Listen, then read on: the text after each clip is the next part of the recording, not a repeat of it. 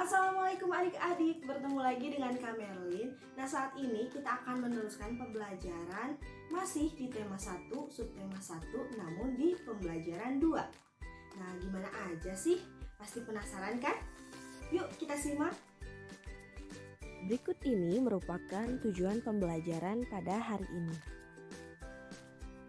Adik-adik, coba kalian lihat gambar cerita berikut. Yang pertama, Pak Rudi mengajak Edo ke kandang kelinci miliknya. Kandangnya sangat luas, kelincinya banyak sekali. Sekarang kalian lihat gambar cerita yang kedua. Pak Rudi dan Edo memberi makan kelinci. Mereka memberikan wortel. Kelinci sangat suka makan wortel.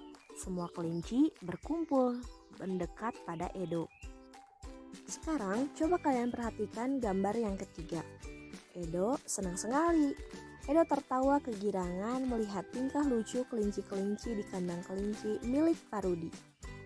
Sekarang coba kalian perhatikan gambar yang keempat.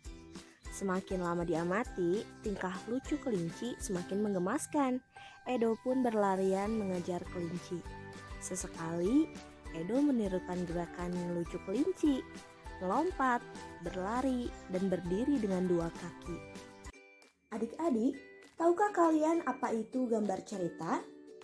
Gambar cerita merupakan gambar atau serangkaian gambar yang mengandung sebuah cerita. Contoh gambar cerita adalah gambar ilustrasi.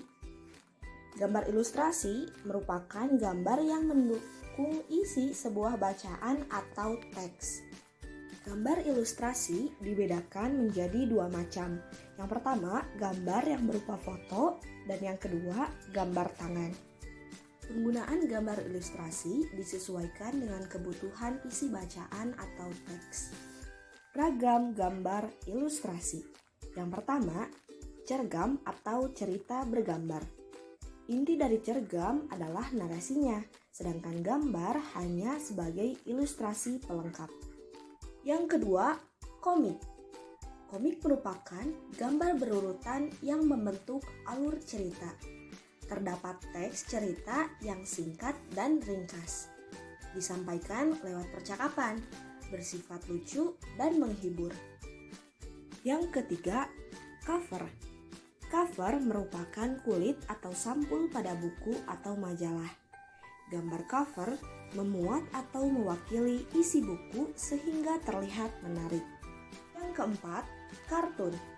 Kartun merupakan gambar lucu yang mewakili suatu tokoh karakter, peristiwa, atau kejadian tertentu. Yang kelima, karikatur. Karikatur merupakan gambar atau penggambaran suatu objek yang dibuat dengan cara melebih-lebihkan ciri khas objek tersebut. Karikatur tidak membentuk jalan cerita. Ini merupakan langkah-langkah dalam membuat gambar ilustrasi. Yang pertama, gagasan. Gagasan bersumber dari bacaan. Setelah menentukan gagasan, tentukanlah adegan apa yang akan digambar, siapa saja tokohnya, dan bagaimana suasananya, serta media yang akan digunakan. Setelah kita menentukan gagasan, adik-adik bisa mulai untuk membuat sketsa. Sketsa adalah rancangan gambar yang akan dibuat sesuai dengan gagasan. Membuat sketsa harus berhati-hati. Perhatikan bagaimana tata letak dan ukuran objek yang digambar. Setelah sketsa selesai dibuat, adik-adik dapat mewarnainya. Pewarnaan dapat dilakukan dengan dua cara. Pertama, memberi warna sesuai dengan aslinya, dan yang kedua, memberi warna berdasarkan imajinasi sendiri. Nah, untuk pewarnaan, adik-adik bisa menggunakan cat air, cat minyak, spidol, dan lain-lain. Media gambar. Media gambar dibagi menjadi dua, media alas gambar dan media pewarna. Media alas gambar mencakup kanvas, kain, kertas, kaca, dan komputer. Sedangkan media pewarna mencakup pensil warna dan cat air. Organ gerak hewan. Hewan yang pertama adalah kelinci. Organ gerak kelinci adalah kaki. Fungsi utama kaki pada kelinci adalah untuk bergerak. Kelinci bergerak dengan meloncat menggunakan kaki. Kaki belakang kelinci lebih kuat dan panjang dibandingkan dengan kaki depannya. Hewan yang kedua adalah ikan.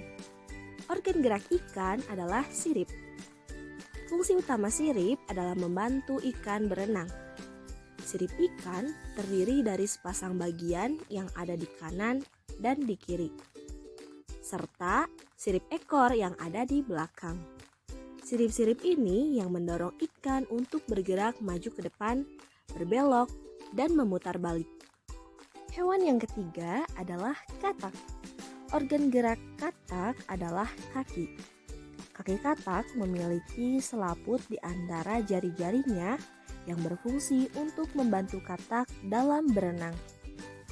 Hewan yang selanjutnya adalah burung.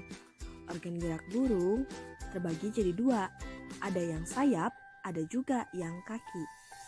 Pada burung yang tidak dapat terbang, misalnya pada burung unta, maka kaki burung ini sangat kuat karena digunakan sebagai alat gerak utama. Namun, pada burung yang dapat terbang, alat gerak utama berupa sayap. Burung bergerak dengan cara mengepakkan sayapnya sehingga dapat terbang di udara. Yang terakhir adalah ular. Organ gerak ular adalah otot perut.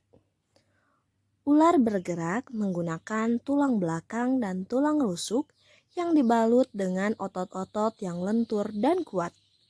Dengan bentuk tubuh dan banyaknya ruas-ruas tulang belakang, menyebabkan ular bergerak dengan cara meliuk-liukkan badannya ke kanan dan ke kiri dengan cepat atau melata.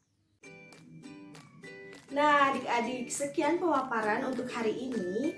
Semoga dapat bermanfaat. Sampai bertemu di pertemuan selanjutnya. Dadah, assalamualaikum.